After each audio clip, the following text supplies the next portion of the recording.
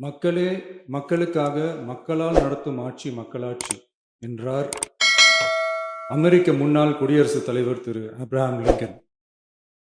இன்றைக்கு அமைந்துள்ள மக்களாட்சி மலர்வதற்கு மக்களிடம் உள்ள பெரும் எதிர்பார்ப்பு, அவர்களுடைய எதிர்பார்ப்புகளை இப்பேரவையின் கவனத்திற்கு கொண்டு வந்து அதனை செயல்படுத்துவதற்கான திட்டங்களை, சட்டங்களை அமல்படுத்த வேண்டிய பொறுப்பு இப்பேரவைக்கு உள்ளது.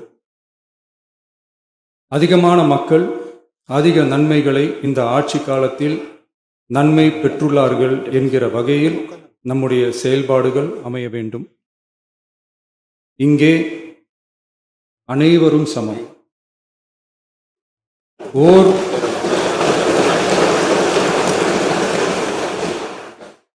ஓர் உறுப்பினரை கொண்ட கட்சிகள் இங்கே இடம் பெற்றிருந்தாலும் அவர்களுடைய கருத்துகளுக்கும் அதிக எண்ணிக்கை பெற்ற தமிழக வெற்றிக் கழக உறுப்பினர்கள் தெரிவிக்கும் கருத்துகளுக்கும் சமமாகவே மதிப்பளிக்கப்பட்டு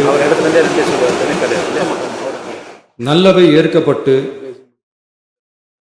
அல்லவை நிராகரிக்கப்பட்டு ஜனநாயகத்தின் இதயமாகவும் மூளையாகவும் இப்பேரவை செயல்பட வேண்டும்.